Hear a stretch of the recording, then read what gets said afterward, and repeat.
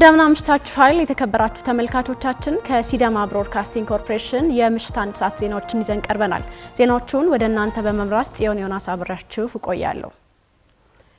በርካታ ዜጎችን ያፈራው አንጋፋው የይርጋለም ሁለተኛ ደረጃ ትምህርት ቤት ለእድሳትና ለተጨማሪ ህንጻዎች ግንባታ ሁሉም ሊረባረብ እንደሚገባ የሲዳማ ክልል ርዕሰ መስተዳድር አቶ ደስታ ሌዳሞ ገለጹ። ለትምህርት ቤቱ እድሳትና ተጨማሪ ህንጻዎች ግንባታ ሀብት የማሰባሰብ መርሃ ግብር በትምህርት ቤቱ ቅጥር ግቢ ውስጥ ተካሂዷል። ይፍሩ አበበ ተጨማሪውን ይዞታል።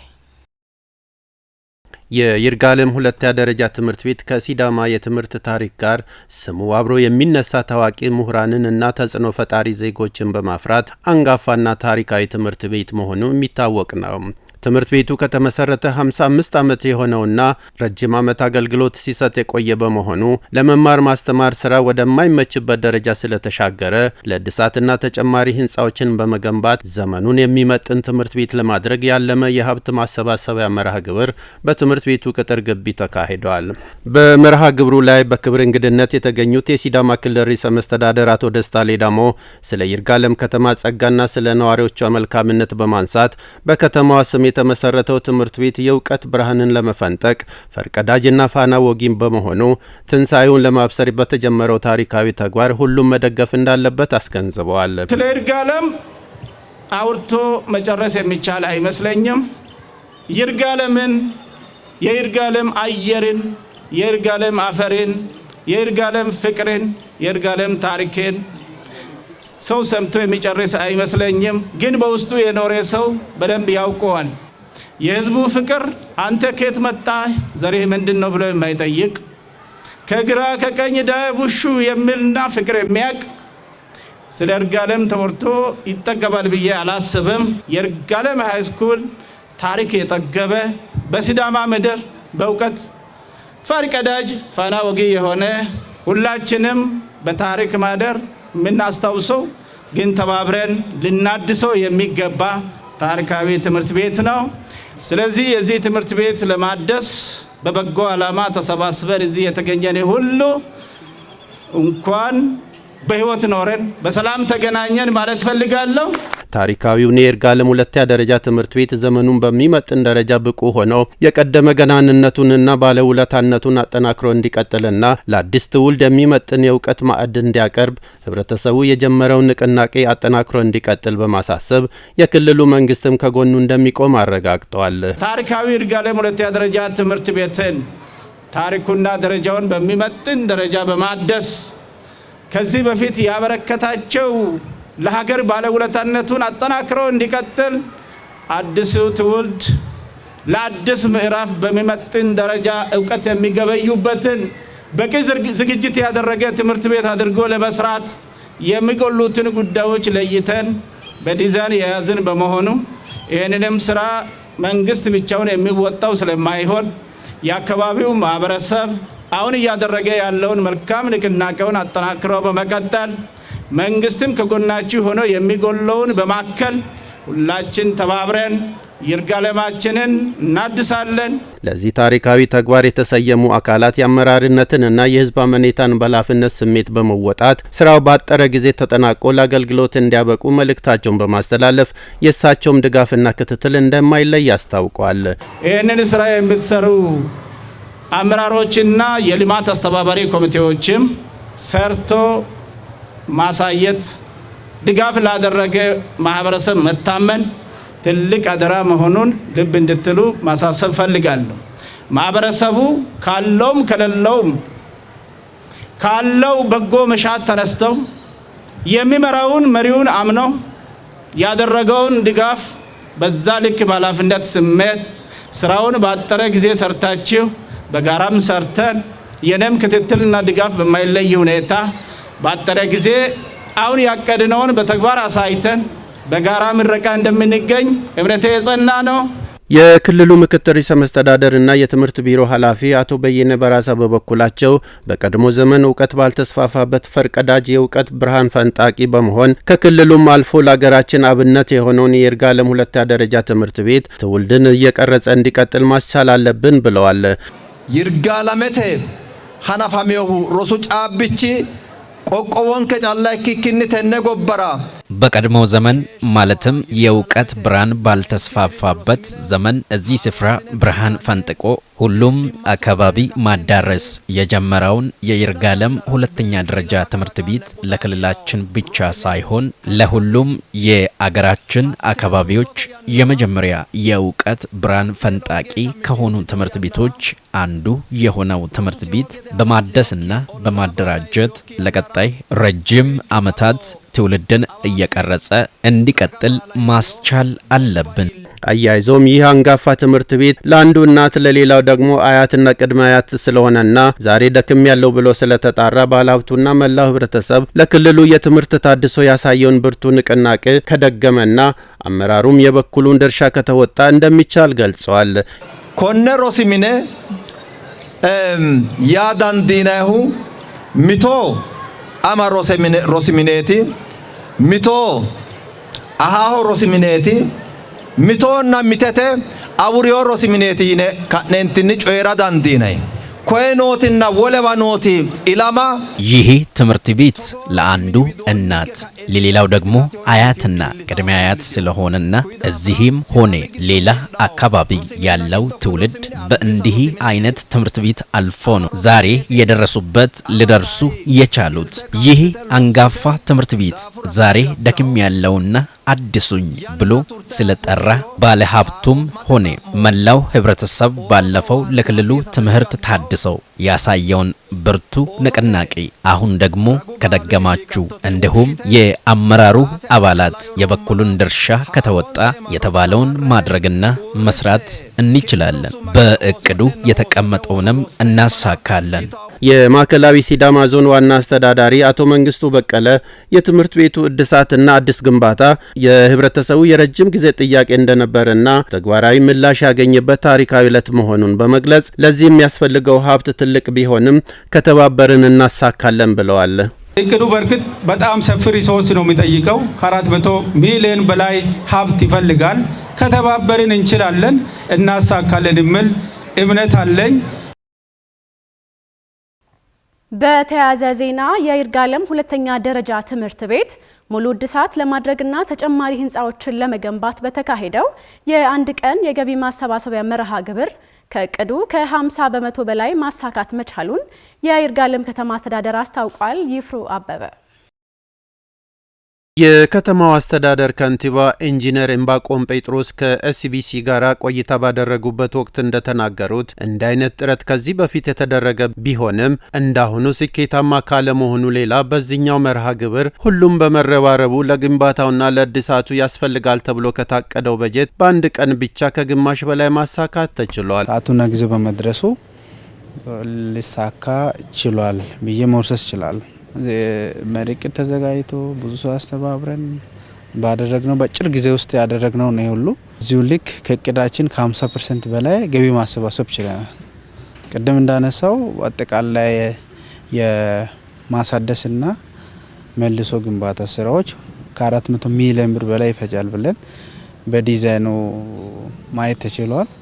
ከዚህ መነሻ ዛሬ ከ271 ሚሊዮን በላይ ገቢ መሰብሰብ ተችሏል። የትምህርት ቤቱ እድሳትና ግንባታ ህብረተሰቡ ከረጅም ጊዜያት በፊት ጀምሮ ሲጠይቅ ለቆየው የልማት ጥያቄ አንዱ ምላሽ መሆኑን የገለጹት ከንቲባው መንግስት ሌሎችንም የልማትና መልካም አስተዳደሮች ጥያቄዎችን በተግባር እየመለሰ እንደሚገኝና ለትምህርት ቤቱ ጉዳይ ሙሉ ዝግጅት ከተደረገ በኋላ ወደ መጀመሪያው የድርጊት ምዕራፍ እንደተገባ አስረድተዋል። ስራውን በስፋት አጠናቅሮ በማስኬድ በአንድ ዓመት የጊዜ ገደብ ለማጠናቀቅ መታቀዱን የጠቆሙት ከንቲባው ይህውን እንዲሆን የአመራር አካላቱ ቅድሚያ ትኩረት በመስጠት በቁርጠኝነትና በትጋት እንደሚሰሩ አረጋግጠዋል። ገቢ ማሰባሰብ ስራ ዛሬ ተጀመረ እንጂ ማለቁ አይደለም። ይሄ ተጠናክሮ ስራው እስከሚያልቅ ድረስ ሁሉም ባለድርሻ አካላት ይህንን ስኩል መደገፍ ያስፈልጋል። እደግፋለሁ ብሎ ከመናገርም ባለፈ በአይነት፣ በገንዘብ፣ በእውቀቱ ባለው ነገር ሁሉ ድጋፍ ማድረግ ተጠናክሮ መቀጠል አለበት የሚል መልእክት ነው የሚኖረኝ። ይሄ በአጭር ጊዜ ውስጥ ወደ ተግባራ ይገባል ብለን እናስባለን። እንደ እቅድ የተያዘው በአንድ ዓመት ውስጥ አብዛኛው ስራ አልቆ ይሄ ትምህርት ቤት ለምረቃ ይደርሳል የሚል እቅድ ነው ያለን። እቅድ ማለት ስታቅድ 100% ይሳካል ማለት ብቻ አይደለም። ያው የኮንስትራክሽን ስራ ስለሆነ ተጨማሪ ጊዜ ሊፈልግ ይችላል። ተጨማሪ ዲዛይን ሪቪዥን ሊፈልግ ይችላል። እነዛ ነገር ታሳቢ ተደርጎ በአጭር ጊዜ ውስጥ ወደ ስራ እንገባለን። ጀምረን ደግሞ በአጭር ጊዜ ውስጥ ለመጨረስ እንዳመራር ሁላችንም ከየትኛውም ስራ በላይ ይህን ስራ በትኩረት በቁርጠኝነት 7/24 ሰዓት ትኩረት ሰጥተን የምንሰራ ነው የሚሆነው ማለት ነው። አንዳንድ ካነጋገርናቸው የትምህርት ቤት የቀድሞ ተማሪዎች እንዲሁም ርዕሰ መምህርና መምህራን በሰጡት አስተያየት ለትምህርት ቤቱ እድሳትና ማስፋፊያ በሚደረገው የሀብት ማሰባሰቢያ መርሃ ግብር የታሪክ አካል የመሆን እድል በማግኘታቸው እንደተደሰቱ በመግለጽ ለዚሁ ዓላማ የበኩላቸውን ማድረግ መጀመራቸውንና ሌላውም የራሱን አስተዋጽኦ እንዲያበረክት ጠይቀዋል። እዚሁ ትምህርት ቤት ተምሬ የጨረስኩ በመሆኑና ትምህርት ቤታችን አርጅቶ የነበረው እንደገና ለማደስና መልሶ ለማቋቋም የትምህርት ጥራቱም ጭምር እንዲሻሻል በማሰብ ለዚህ የተደረገው ድጋፍ እጅግ በጣም አብርታችና ደስ የሚል እንደሆነ ነው ያየሁት። እኔ 500 ሺህ ብር ድጋፍ አድርጌያለሁ። ይህ ፕሮግራም በመካሄዱ እኛ በጣም ደስተኞች ነን። ለምንድነው ደስተኛ የሆነው? ትምህርት ቤታችን እንደሚታየው ከ55 ዓመት በላይ ያስቆጠረ ነባር ትምህርት ቤት ነው። ከዚህ የተነሳ ህንፃዎቹ ሁሉ አርጅተዋል። ጣሪያው የሚያፈስና ኮርኒሶቹ የወላለቁ ደግሞ ቴክኖሎጂ እቃዎችም ለዛ አገልግሎቱን በሰፊው ሊሰጡ የማይችሉ ከመሆናቸው የምንፈልገውን የተማሪ አገልግሎት ሊሰጥ አልቻልንምና ዛሬ የሚደረገው እድሳት እነዚህን ክፍተቶችን በሙሉ ሊያሟላ ይችላል በሚል ያው በተማሪዎችም በርዕሳነ መምህራን በመምህራንም ዘንድ ከፍተኛ ደስታ ነው የተሰማው። እኔ የቀድሞ የይርጋለም ሃይስኩል ተማሪ አሁኗ ደግሞ ሰራተኛ ነኝና ትምህርት ቤታችን ከ55 ዓመት በኋላ ሊታደስ በመብቃቱ የእውነት ታሪካዊነቱ ይጎላብኛልና ትምህርት ቤታችን ብዙ ክፍተቶች አሉት። ያ ታይቶ ደግሞ በዚህን ጊዜ ተነስተው ለማደስ እጅግ በጣም ብዙ ዶክተሮች፣ ፕሮፌሰሮች፣ ኢንጂነሮች የወጡበት ትምህርት ቤት ነውና አንጋፋም ትምህርት ቤት ነውና ለመታደስ በመብቃቱ በተለይ በላይብራሪ ዙሪያ ላይ ዲጂታል ላይብራሪ ለመሰራቱ ማዕከል ላብራቶሪ ለመሰራቱ ለመታደስ በመብቃቱ እጅግ በጣም ደስተኛ ነኝ። አንዳንድ የትምህርት ቤቱ ተማሪዎች በበኩላቸው ትምህርት ቤቱ ምስጉን መምህራን ቢኖሩትም ነገር ግን ብዙ የሚጎሉት ነገሮች ያሉ ስለሆነ ይህ መርሃ ግብር በመጀመሩ ደስታ እንደተሰማቸው በመግለጽ ከነሱም የሚጠበቀውን ኃላፊነት እንደሚወጡና ጅምር ስራው ከተጠናቀቀ በቴክኖሎጂ ብቁ የሆነ ተወዳዳሪና ውጤታማ ተማሪ ማምረት እንደሚቻል ተናግረዋል። በጣም የተመሰገኑ በስራቸው የተመሰገኑ ውድ የሆኑ መምህራን ርዕሰ መምህራን አሉን። መማር ማስተማሩ ሁኔታ በጣም የተሳለጠ የሚያረጉ ግን እንደዛም ሆኖ የተለያዩ የሚስተዋሉ ችግሮች አሉን። እነዚህ ችግሮችም ጣራዎች ያፈሳሉ። ቤተ መጻሕፍት ውስጥ መጻሕፍት የተሟሉ አይደሉም። አይሲቲ ሩሙም ኮምፒውተሮች መስራት ካቆሙ በጣም ረጅም ዘመን ሆነዋል። ስለዚህ እነዚህ እቃዎች ችግሮች አሉ። እነዚህ ችግሮች ቢሟሉልን በጣም ሲዳማ ውስጥ ብቻ ሳይሆን ቀጣይ ዓለም አቀፍ እንዲሁም ለሀገራችን ለኢትዮጵያ የሚሆኑ ተወዳዳሪ ትውልድ የሚያፈራ ትምህርት ቤት ነው። እኔ በዚህ ሁኔታ በጣም ደስ ብሎኛል። ምክንያቱም እኔ ብቻ የምማርበት ሳይሆን ወይም አሁን ያለንበት የምንማረው ብቻ ሳይሆን እኔም ሆነ ቀጣይ ትውልዶች ህጻናቶች እህት ወንድሞቻችን የሚማሩበት ትምህርት ቤት ነው። በቀጣይ ደግሞ ሁላችንም ይሄ ህንጻ ከተገነባ ደግሞ ይበልጥ ደግሞ ለተማሪዎቻችን ደስ የሚል ይሆናል ማለት ነው። እንደምታዩት ቤቱም እያያችሁ ነው። በጣም ጣራው በጣም እያረጀ ነው። ሁለተኛ ደግሞ እዚህ ግቢ ውስጥ ላብራቶሪም አገልግሎትም ብዙ ማቴሪያል ውስጥ የለውም። ሁለተኛ ደግሞ አይተም ክላስ ማቴሪያል አልተሟላልንም። ያ አንድ ችግር ነው። ሶስተኛ ደግሞ እዚህ ላይብረሪም ብዙ መጽሐፍ የለም። ሁለተኛ ደግሞ ወንበሮቹም የጸዱ አይደሉም። ስለዚህ ብዙ ችግር አለ። ህጻናችን በጣም ነው የሚያፈሱትና እንን ችግር አቶ መንግስት ዛሬ እንን ችግር ስለፈታልን በጣም ደስ ብሎኛል።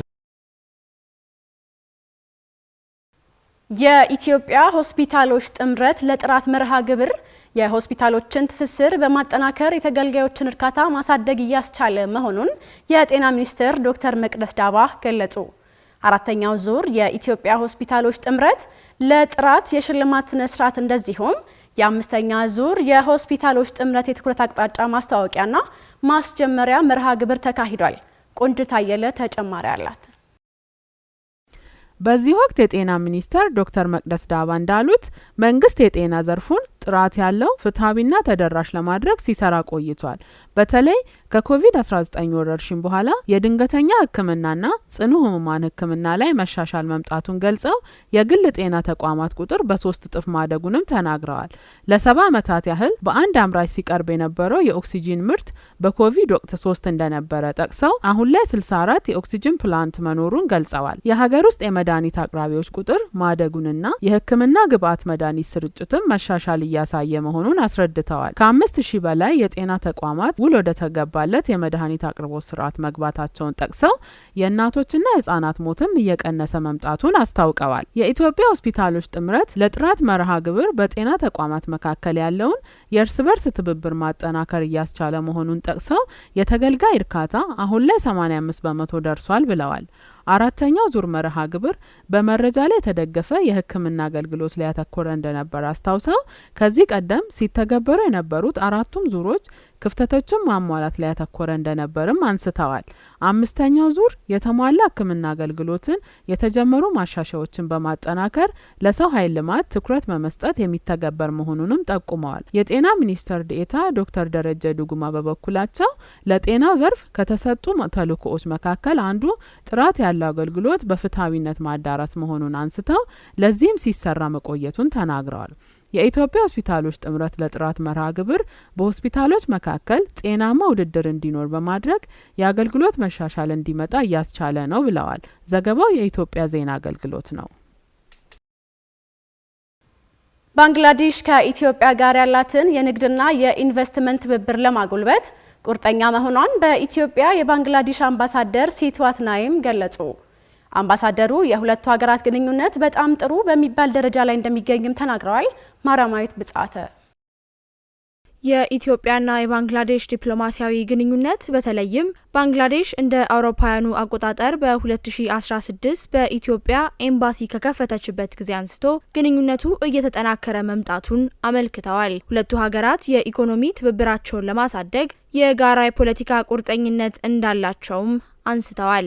በቅርቡ የተካሄደው የባንግላዴሽና የኢትዮጵያ የንግድ ትርኢት ሀገራቱ በዘርፉ ያላቸውን ትብብር ማጎልበት እንደሚቻል የታየበት እንደነበር ገልጸዋል። በትርኢቱ የባንግላዴሽ ባለሀብቶች ኢትዮጵያ በፈጣን የኢኮኖሚ እድገት ላይ እንደሆነችና ኢትዮጵያ በኢንዱስትሪና በፍጆታ እቃዎች ላይ ፍላጎቷ እያደገ መምጣቱን ለመረዳት መቻላቸውን ተናግረዋል። ኢትዮጵያ በጣም በፍጥነት እያደገችና የልማት ስራው አስደማሚ መሆኑን የገለጹት አምባሳደሩ ይህም ለባንግላዴሽ የንግድ ማህበረሰብ መልካም አጋጣሚ እንደሚፈጥር አመልክተዋል። ሀገራቱ የንግድ ትብብራቸውን ማጠናከር ከሚችሉባቸው መስኮች አንዱ ቡና መሆኑንም ጠቅሰዋል። ኢትዮጵያ በቡና ወጪ ንግድ የምትታወቅ ሀገር መሆኗን ጠቁመው ባንግላዴሽ ቡናን ጠብቆ ማቆየት የሚያስችል ከተፈጥሮ ፋይበር ወይም ቃጫ የተሰራ ቦርሳ እንደምታመርትም ገልጸዋል። ይህ በሀገራቱ ያሉ የንግድ ማህበረሰቦች ተቀራርበው እንዲሰሩና የዘርፉን ትብብር ለማጎልበት እንደሚያስችል ነው አምባሳደሩ ያብራሩት። ፋርማሲውቲካልን ጨምሮ የማኒፋክቸሪንግ ዘርፍ ሌላኛው የትብብር አቅም እንደሆነም ጨምረው ተናግረዋል። የባንግላዴሽ ባለሀብቶች ኢትዮጵያ ወደ አፍሪካ ሰፊ ገበያ መግቢያ በር መሆኗን በመገንዘብ መዋለ ነዋያቸውን እንዲያፈሱም ጥሪ አቅርበዋል። የአፍሪካ አህጉራዊ ነጻ የንግድ ቀጠና ለባንግላዴሽ ኢትዮጵያን ጨምሮ አጠቃላይ በአህጉሪቱ ያላትን የገበያ ተደራሽነትን መጨመር የሚያስችሉ እድሎችም እንዳሉት አምባሳደሩ ገልጸዋል። ኢትዮጵያና ባንግላዴሽ ዲፕሎማሲያዊ ግንኙነታቸውን የጀመሩት እንደ አውሮፓውያኑ አቆጣጠር በ1976 መሆኑን መረጃዎች ያመለክታሉ። ዘገባው የኢትዮጵያ ዜና አገልግሎት ነው። የሰባተኛው ጠቅላላ ምርጫ የፓርቲዎች ክርክር የሀሳብ የበላይነትና የዲሞክራሲያዊ ስርዓት ግንባታ ማሳያ መሆኑ ተገለጸ። በኢትዮጵያ የተካሄደ ያለው የሰባተኛው ጠቅላላ ምርጫ የፓርቲዎች የፖሊሲ ክርክር መራጩ ሕዝብ በስሜት ሳይሆን በምክንያትና በእውቀት ላይ ተመስርቶ ድምጹን እንዲሰጥ ትልቅ እድል እየፈጠረ ይገኛል ተብሏል። ሚካኤል ውጋሞ ፓርቲዎች በኢኮኖሚ በሰላምና ጸጥታ እንዲሁም በማህበራዊ ጉዳዮች ላይ ያላቸውን አማራጭ መፍትሄዎች ለህዝብ ይፋ ማድረጋቸው ለኢትዮጵያ ዲሞክራሲያዊ ሂደት አዲስ ተስፋን ሰንቋል። እንደ ፖለቲካ ተንታኞች ገለጻ እነዚህ ክርክሮች ለሀገር ግንባታ ቁልፍ ፋይዳዎች እንደሚኖሩት የተገለጸ ሲሆን በመረጃ ላይ የተመሰረተ ውሳኔ ዜጎች የፓርቲዎችን ፕሮግራም መዝነውና ለሀገሪቱ ችግሮች የሚያቀርቡትን አማራጭ መፍትሄዎች አይተው በነጻነት እንዲወስኑ ይረዳቸዋል። የፖለቲካ ባህልን ማዘመን ዘመን የጠመንጃ ፖለቲካን በሐሳብ ፖለቲካ በመተካት ልዩነቶችን በስነ ምግባርና በጠረጴዛ ዙሪያ መፍታት የሰለጠነ ባህልን ያሳድጋል። ተጠያቂነትን ማጠናከር ፓርቲዎች በክርክሩ ወቅት የሚገባቸውን ቃል በሰነድ ተመዝግበው የሚቀሩ በመሆናቸው ወደ ስልጣን ሲመጡ ህዝቡ በገባችሁት ቃል መሰረት አልሰራችሁም ብሎ እንዲጠይቃቸው መነሻ ምክንያት ይሆናል። ሌላኛው ሰላማዊ የስልጣን ሽግግር ሲሆን የሀሳብ ነጻነት ሲከበርና ሁሉም ወገን ሲሰማ ቅሬታዎች ወደ ግጭት የማምራት እድላቸው ይቀንሳል። ይህም ለምርጫው ሰላማዊነትና ውጤቱ በሁሉም ዘንድ ተቀባይነት እንዲኖረው ያግዛል። የዜጎችን የፖለቲካ ንቃት ማሳደግ በተለይም ወጣቱ ስለ ሀገር ግንባታና ስለ መብቶቹ ያለው ግንዛቤ እንዲሰፋ በማድረግ ዜጎች በሀገራዊ ጉዳዮች ላይ ንቁ ባለቤት እንዲሆኑ ያነሳሳል። ይህ የሀሳብ ክርክር የዲሞክራሲ ስርዓተ ግንባታን ከማፋጠን በላይ ከምርጫ በኋላ ለሚመጣው መንግስት የተጠያቂነት መሰረት የሚጥል በመሆኑ ለሀገራዊ መረጋጋትና እድገት ትልቅ ድርሻ አለው። ዘገባው የኢትዮጵያ ብሮድካስቲንግ ኮርፖሬሽን ነው። ከሃይማኖት ጋር ተያይዞ ሊፈጠሩ የሚችሉ ግጭቶችን አስቀድሞ ለመከላከል የሴኩላሪዝም መርሆችን መሰረት ባደረገ መልኩ ትኩረት ተሰጥቶ እየተሰራ እንደሚገኝ የሲዳማ ክልል ሰላምና ጸጥታ ቢሮ ገለጸ። ቢሮው ሃይማኖትን ሽፋን በማድረግ ሊከሰቱ የሚችሉ ግጭቶችን አስቀድሞ ለመከላከል ለሃይማኖት አባቶችና ለባለድርሻ አካላት የግንዛቤ ማስጨበጫ ስልጠናን ሰጥቷል። ገዛኸኝ ጋሻው ተጨማሪ አለው። በኢትዮጵያ ሕገ መንግስት በአንቀጽ 27 ላይ ማንኛውም ሰው የመረጠውን ሃይማኖት ወይንም እምነት የመያዝ ለብቻ ወይንም ከሌሎች ጋር በመሆን ሃይማኖቱን ወይንም እምነቱን ይፋ የማምለክ፣ የመከተል፣ የማስተማር መብት የተረጋገጠበት መሆኑን ይደነግጋል። ይሁን እንጂ ሃይማኖትን ሽፋን በማድረግ ሊከሰት የሚችሉ ግጭቶችን አስቀድሞ ለመከላከል በተመለከተ የክልሉ ሰላምና ጸጥታ ቢሮ ጉዳዩ ለሚመለከታቸው አካላት የግንዛቤ መድረክ አዘጋጅተዋል። በመድረኩ ላይ የተገኙት የሲዳማ ክልል ሰላምና ጸጥታ ቢሮ ምክትል ኃላፊ አቶ አለማየሁ አሰፋ ግጭቶችን አስቀድሞ ለመከላከል ማህበረሰቡን ባሳተፈ መልኩ የግንዛቤ ማስጨበጫ ስራዎች እየተሰራ መቆየቱን አንስቶ በቀጣይነትም የሴኩላሪዝም መሪሆች በአግባቡ ተግባራዊ ተደርጎ የተሻለ ውጤት እንዲመጣ ለማድረግ ትኩረት ተሰጥተው እንደሚሰራ ተናግረዋል። ዛሬ የሃይማኖትና የእምነት ጉዳይ ላይ ከወረዳ እስከ ክልል ያሉ ባለሙያዎችና አመራሮች ላይ ስልጠና እየተሰጠ ነው የሚገኘው። ገጠርና ከተማ ያሉ አካባቢዎች ላይ ብዙ እምነት ተከታዮች እየበዙ ስለመጡ በዚህ ላይ ግንዛቤን ያገኘ ባለሙያና አመራር ያስፈልጋል። መንግስትም ሃይማኖት ውስጥ ጣልቃ አይገባም፣ ሃይማኖትም በመንግስት ጣልቃ አይገባም የሚል መሪ ላይ እነርሱ ግን እንዴት ተቀራርበን እንሰራለን የሚል ነው። ከሚቀርቡ ቅሬታዎችንም ከመፍታት አንጻር ፈጣኝና ነፃ የሆነ ገለልተኛ ውሳኔ ለመስጠት ነው ዛሬ ስልጠና እየሰጠነ ያለነው። የሲዳማ ክልል ሰላምና ጸጥታ ቢሮ የሃይማኖትና እምነት ጉዳዮች ዘርፍ ዳይሬክተር የሆኑት ወይዘሮ ደብርቱ ዳሪሞ በበኩላቸው የሃይማኖት ተቋማት እርስ በርስ ከመተባበር ባለፈ ለሀገር ሰላም ከመንግስት ጎን ቆሞ የሚጠበቅባቸውን መወጣት እንዳለባቸውም አሳስበዋል። ከዚህ ቀደምም ከእምነት አባቶች ጋር አሁን በክልላችን ያለው ሃይማኖት ላይ ያለውን ነገር በርካታ ውይይቶችን አድርገናል። አሁንም ከባለሙያዎችና ከዞን አመራሮች ጋር እያደረግን ያለነው መድረክ ነው። ሀገራችንን ብሎም በክልላችን ያሉትን ሃይማኖት ተቋማት በርካታ ወጣቶችን፣ ሴቶችን ያቀፉ ናቸው። ከዚህ አንጻር ለበጎ ዓላማ ወጣቶች እንዲሰለፉ የሃይማኖት ተቋማት ሁሉ ሙስሊም ይሁን ኦርቶዶክስ ይሁን ወንጌል አማኞችም ቢሆኑ በተለይ ወጣቶችን ከማስተማር በስነ ምግባር ከማነጽ አንጻር ትልቅ ድርሻ አላቸው። የግንዛቤ ማስጨበጫ ስልጠና ላይ የተካፈሉት ተሳታፊዎች በበኩላቸው ሃይማኖትን ተገን በማድረግ ሊከሰት የሚችሉ ችግሮችን አስቀድሞ ለመከላከል እንዲቻል ስልጠናው አቅጣጫ የሚያመላክት መሆኑን ገልጸው የሃይማኖት ተቋማትም ትውልድ በመልካም ስነ ምግባር ተላብሶ እንዲያድጉ ለማድረግ ትልቅ ስራ መስራት እንደሚጠበቅባቸውም አንስተዋል። ቀድሞ ለመከላከል ያሉ ግጭቶች ሊከሰቱ የሚችሉ ግጭቶችን ለመከላከልና እስከዛሬም እየሰራን ያለፍናቸውን ስራዎች ከዛም በተጨማሪ እንዴት መስራት እንደምንችል ከእንግዲህ በኋላ የሚገጥሙ አዳዲስ ነገሮችን እንዴት መከላከል እንዴት ግንዛቤ ቀድመን መፍጠር እንደምንችል ሴኩላሪዝም ላይ ጠለቅ ያለ ግንዛቤ የሚያስጨብጥ ስልጠና ወስደናል። ጥሩ ስልጠና ነው። ስልጠናው ዝርዝር ሁኔታው ሴኩላሪዝም መንግስት በሃይማኖት ጉዳይ ጣልቃ እንደማይገባ ሃይማኖትም እንዲሁ በመንግስት ጉዳይ ጣልቃ እንደማይገባ ነው የሚገልጸው። ሁሉም ሃይማኖት እኩል እንደሆነ ሁሉም ሃይማኖት ሌላውን መብለጥ እንደሌለበት በመቻቻል በመከባበር በመረዳዳት ባህሪ ተላብሶ የመንቀሳቀስ እድሉ ሰፊ እንዲሆን በየቤተ እምነቱ ለወጣቶች ስልጠና መሰጠት አለበት ብዬ ነው የሚያስበው። ህጻናት ሲወለዱ ጀምረው የሚከሰተውን የአካልና የአእምሮ እክል የማከምና የመከላከል ስራ ተጠናክሮ እንደሚቀጥል የሲዳማ ክልል ጤና ቢሮ ገለጸ። ቢሮው በተፈጥሮ በህጻናት ላይ የሚከሰተውን የአካልና የአእምሮ እክል ለመከላከልና ለማከም ከአጋር ድርጅቶች ጋር የተሰራውን ስራ ገምግሟል። አዳነሽ አላማ ያዘጋጀውን ዘገባ ማርያማዊት ብጻተ ታቀርበዋለች።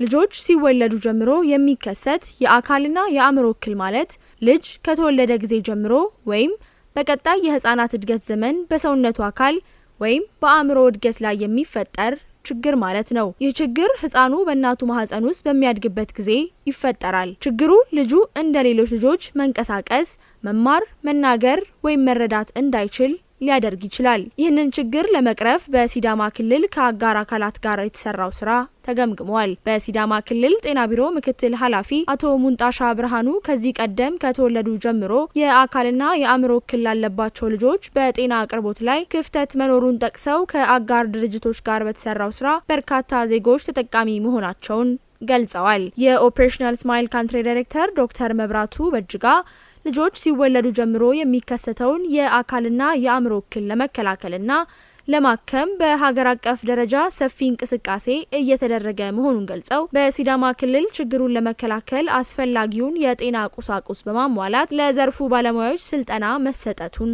አብራርተዋል። አንዳንድ የመድረኩ ተሳታፊዎች ሲወለዱ ጀምሮ የአካልና የአእምሮ እክል ያለባቸው ልጆች የሕክምና አገልግሎት ተጠቃሚ ለማድረግና ችግሩን በዘላቂነት ለመቅረፍ የማህበረሰብ አቀፍ ስራዎች ተጠናክረው መቀጠል እንዳለባቸው ተናግረዋል። የሰላምና ጸጥታ ሁኔታን በቴክኖሎጂ በማስደገፍ ምሉ አገልግሎትን የሚሰጡ ባለሙያዎችን የማብቃት ስራ እየሰራ እንደሚገኝ የሲዳማ ክልል ሰላምና ጸጥታ ቢሮ አስታወቀ። ቢሮው የ5 ሚሊዮን ኮደር ስልጠና ለባለሙያዎችም እየሰጠ ይገኛል። ይስሐቅ ፍቅሩ ዝርዝር አለው። እንደ ሀገር ዲጂታል ኢትዮጵያ 2030 አካል የሆነውና የ5 ሚሊዮን ኮደርስ ስልጠና በየተቋማቱ ለአመራሮችና ለባለሙያዎች በማሰልጠን ቴክኖሎጂ እንዲተዋወቁ እየተሰራ ይገኛል። ስልጠናውም አንድሮይድ ሶፍትዌር፣ አርቲፊሻል ኢንተሊጀንስ እና የመሳሰሉ ርዕሶች ላይ በማሰልጠንና በማብቃት የምስክር ወረቀት የሚሰጥ ሲሆን የሲዳማ ክልል ሰላምና ጸጥታ ቢሮም አመራሮቹንና ባለሙያዎቹን እያሰለጠነ ይገኛል። በስልጠናው ላይ የቢሮ ምክትልና የአስተዳደርና ፋይናንስ ዘርፍ ኃላፊ አቶ ቦጋሌ ቦርሳሞ እንደተናገሩት ሰራተኞቹ ቴክኖሎጂ እንዲጠቀሙ ዲጂታል ኢትዮጵያን እውን ለማድረግ ለሚደረገው እንቅስቃሴ የበኩላቸውን እንዲወጡ ለማድረግ የተጀመረ ስራ እንደሆነ ተናግረዋል። ፋይዳው በጣም ፈርጀ ብዙ ትርጉም ያለው ነው። ይሄ ቴክኖሎጂ የተደገፈ ስራ መስራትና በተለምዶ ከሚሰራው የተሻለ ስራ ከማሳለጥና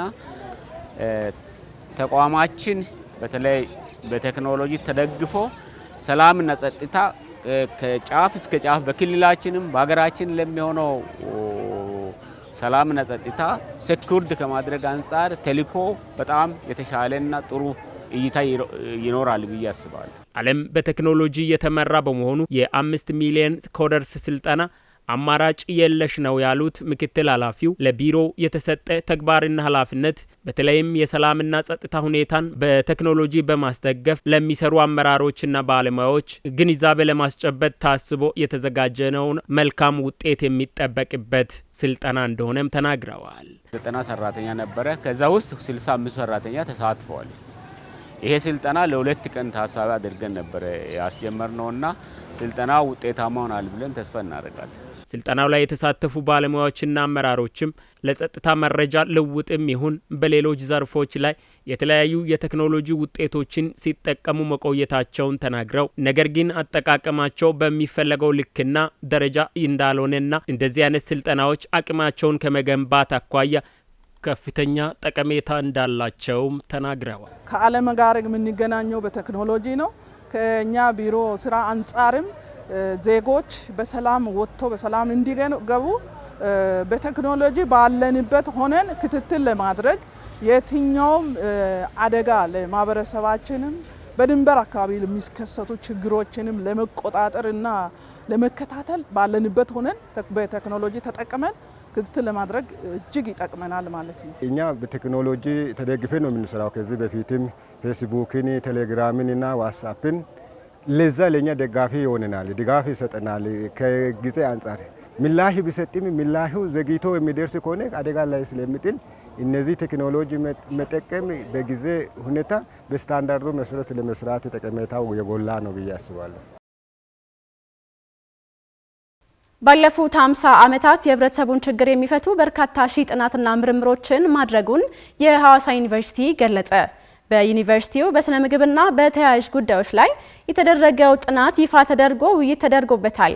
ጀማል የሱፍ የሐዋሳ ዩኒቨርሲቲ ከወንዶ ገነት ደን ኮሌጅ ጀምሮ ከተመሰረተ 50 ዓመታት ሞልተውታል። በዚህ የግማሽ ምዕተ ዓመት ጉዞ ከመማር ማስተማር ጎን ለጎን ጥናትና ምርምር ዋነኛ ተግባሩ ነው። የዩኒቨርሲቲው የምርምርና የቴክኖሎጂ ሽግግር ምክትል ፕሬዚዳንት ዶክተር ታፈሰ ማቴዎስ ዩኒቨርሲቲው ለሀገር ለውጥና እድገት የራሱን ጡብ እያስቀመጠ መሆኑን ይናገራሉ።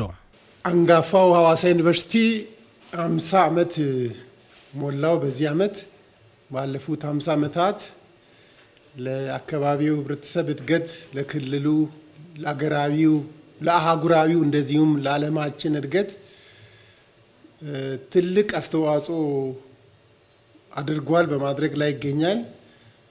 ባለን ስታቲስቲክስ መሰረት ከ120 ሺህ በላይ ምሩቃንን በመጀመሪያ ዲግሪ፣ በሁለተኛ ዲግሪ፣ በሶስተኛ ዲግሪ አስመርቆ በመላው ዓለም ለዚህ ዓለም ብንል ይሻላል በተለያየ አቅምና ደረጃ አስተዋጽኦ እያደረጉ ይገኛሉ። በብዙ ሺህ የሚቆጠሩ ምርምሮችን አከናውነዋል። እነዚህ ምርምሮች ዓለም አቀፍ በሳይንስ የምርምር ቋቶች ላይ ብቻ የተመዘገቡት በብዙ ሺህ የሚቆጠሩ ናቸው።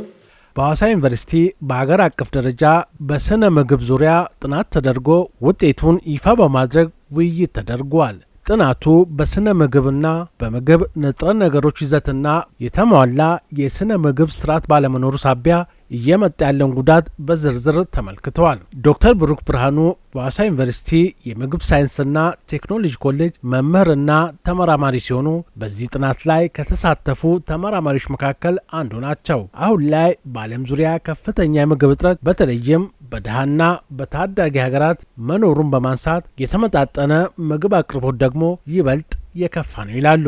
ዓለም አቀፍ ሁኔታዎች ስናስብ እንግዲህ ስቲል የስርዓተ ምግብ የኒውትሪሽን ችግር ስቲል ከፍ ያለ ነው። ይሄንን እንግዲህ አክሰለሬት ለማድረግ በ2030 የተቀመጠውን የልማት ግቦችን እንግዲህ አቺቭ ለማድረግ የፉድ ሲስተም ይሄ ሲስተም አፕሮች ተብሎ የተለያዩ ስራዎች እየተሰሩ ነው። ነገር ግን በቀጣይም መጠናከር እንዳለባቸው ብዙ መሰራት እንዳለበት ያሳያል። ይሄንን ስል እንግዲህ ለምሳሌ መቀንጨርን ብንወስድ በጣም በከፍተኛ ሁኔታ ብዙ ህጻናት በቁመታቸው ሊሆን ይችላል በአእምሯቸውም የሚጠበቀውን ያክል ባለማደግ ከፍተኛ ችግር የገጠማቸው እንደሆነ እንረዳለን። ከዛ ባለፈ እንግዲህ ይሄ ችግር ደግሞ እንዳለ ድብቅ ራብ የሚባልም አለ። ድብቅ ራብ በእንግሊዝኛው ሂድን ሃንገር የሚባል በዋናነት በትንሽ አማውንት የምንፈልጋቸው ንጥረ ነገሮች አሉ። እነዛን ስናይ ከ2 ቢሊዮን የሚበልጥ ማህበረሰብ በዚህ ጉዳት ውስጥ ነው ያለው ማለት ነው። ስነ ምግብ ላይ መስራት ትውልድ ላይ መስራት ነው ያሉት ዶክተር ብሩክ መንግስትና የሚመለከታቸው አካላት በተመጣጠነ ምግብ እጥረት ምክንያት የሚመጡ ችግሮችን ለመፍታት በጋራ ሊሰሩ ይገባል በማለት ጠቆማቸውን አቅርበዋል። ለምሳሌ ኒውትሪሽን ላይ $1 ኢንቨስት ማድረግ 16 የሚሆን ሪተርን እንዳለው ያሳያል። ስለዚህ ኒውትሪሽን ላይ መስራት የሁሉም ስራ የሁሉም ሴክተሮች ስራ በጤና ቢሮ ወይ በግብርና ቢሮ ብቻ መሰራት የሚጠበቅበት ሳይሆን ሁሉም ሴክተሮች ይህንን ቤዛ አድርገው መስራት እንዳለባቸው የሁሉም ሰው ኢፈርት እንደሚፈልግ ይህንን ትኩረት ማድረግ ያስፈልጋል። አቶ መሰረት ጸጋዬ በኢትዮጵያ የግብርና ትራንስፎርሜሽን ኢንስቲትዩት የምግብ ስራ ሽግግር አስተባባሪ ሲሆኑ ኢትዮጵያ በምግብ ራሷን ለመቻል ከፍተኛ ጥረት እያደረገች ስለመሆኑ በማንሳት ምርትና ምርታማነትን ከማሳደግ ጎን ለጎን ለምግብ ይዘትም መጨነቅ ይገባል ይላሉ። ለምሳሌ እንደነ ወተትን ልናነሳ እንችላለን፣ አረንጓዴ አትክልቶችን ልናነሳ እንችላለን፣ እንቁላል፣ ሌሎችም ለምሳሌ ጥራጥሬዎችን ልንጠራ እንችላለን እና እነዚህ ምግቦችን በበቂ ደረጃ ማምረትና ለህብረተሰቡ ተደራሽ ማድረግን ይፈልጋል ማለት ነው። ስለዚህ አምራቹም ጭምር ይሄንን ግንዛቤ ወስዶ በቤቱ የሚያመርታቸውን የግብርና ምርቶች ይሄንን ታሳቢ አድርጎ ማምረት አለበት። ስለዚህ ካመረተ በኋላ መሸጥ ብቻ ሳይሆን በአግባቡ ለህፃናት ለእርጉዝ እናቶችም ጭምር ይሄንን መጠቀም እንዳለበት ታሳቢ አድርጎ መስራትን ይፈልጋል ማለት ነው። በሲዳማ ክልል ምክር ቤት የግብርናና የገጠር ልማት ቋሚ ኮሚቴ ሰብሳቢ አቶ ዱካ ሌላ አምሶ በተመሳሳይ በሰጡት አስተያየት ሀገራዊ የሆኑ ክልላዊ ፖሊሲዎች የስነ ምግብ ይዘትና ጥራት ላይ ማተኮር አለባቸው በማለት ሀሳባቸውን አጋርተዋል። ይሄ የምርምር ውጤትና አሁን በስራ ላይ ያለው ፖሊሲዎችም እንደገና እየታዩ ጉዳዩ የሚመለከተው ወሳኝ የሆኑ አካላት በክልል ደረጃ ሆነ በአገር ደረጃ ይሄ ጥናት በእጃቸው ገብቶ እንደ ሀገር ከላይ እስከ ታች የተቀናጀ ክትትልና ድጋፍ መደረግ በሚችልበትና የተመራማሪዎች በራሳቸው ምርምሩን ጨርሶ ውጤቱን አሳይቶ ብቻ ወደ ኋላ መመለስ ሳይሆን እስከ አፈጻጸሙ ድረስ እስከሚወጣው ፖሊሲ ድረስ ሁሉ ተሳትፎ የሚሰሩበት ሁኔታ ቢፈጠር የተሻለ ውጤት ይገኛል ብለን ነው የምናስበው።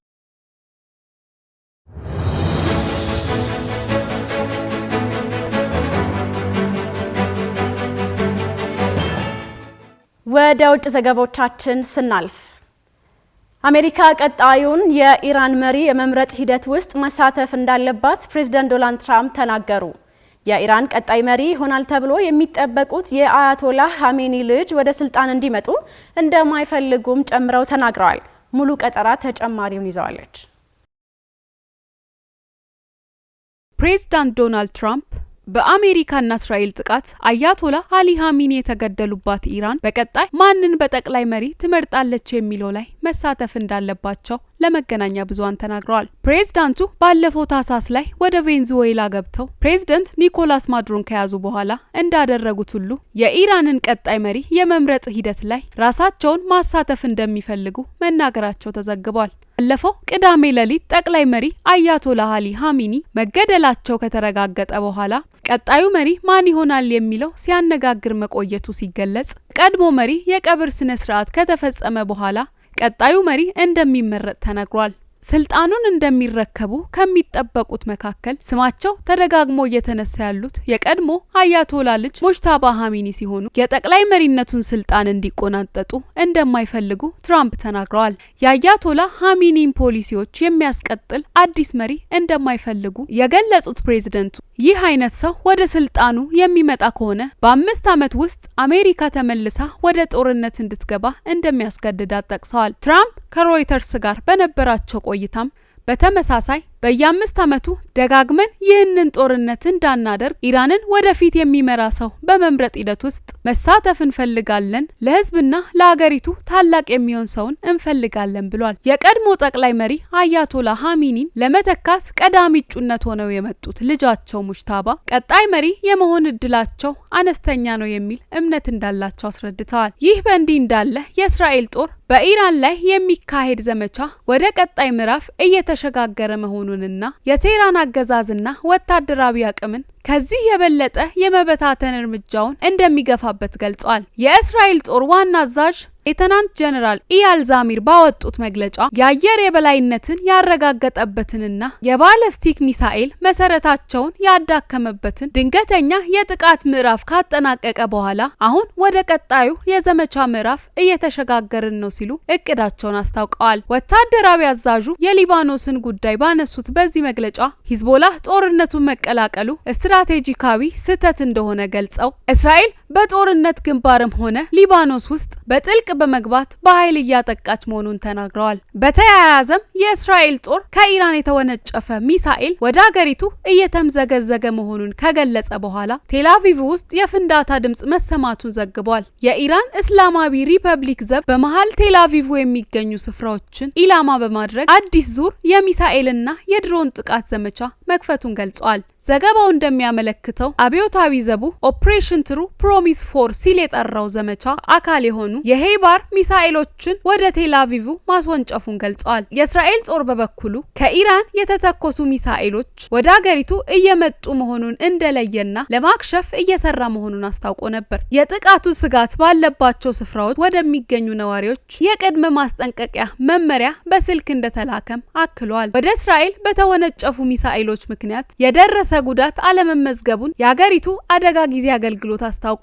የአደጋ አገልግሎት ኃላፊ በዚህ ደረጃ ምንም የጉዳት መረጃ አልደረሰንም ብለዋል። የሀገሪቱ ጦርም ኋላ ላይ ባወጣው መረጃ ወደ መጠለያ ስፍራዎች የገቡ ዜጎች መውጣት እንደሚችሉ ገልጿል። ዘገባው የቢቢሲ ነው።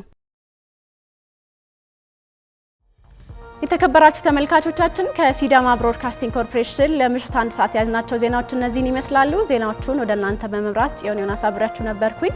መልካም ምሽት።